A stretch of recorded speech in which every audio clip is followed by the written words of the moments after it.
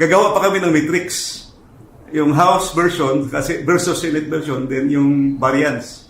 Yun ang pag-usapan nyo kung ano yung... For reconciliation. Reconciliation. May matrix. Ngayon, binabago talaga nila lahat. So, that's why we call it third chamber. Yung possible imagination na may fourth chamber na lang fill up.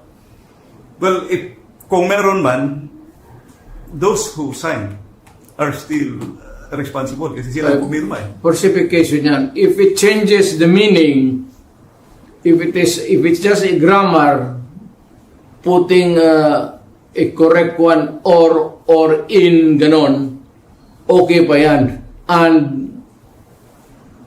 And or, pero if you change, put there a sentence that would change its meaning, far different from the original intent of Congress,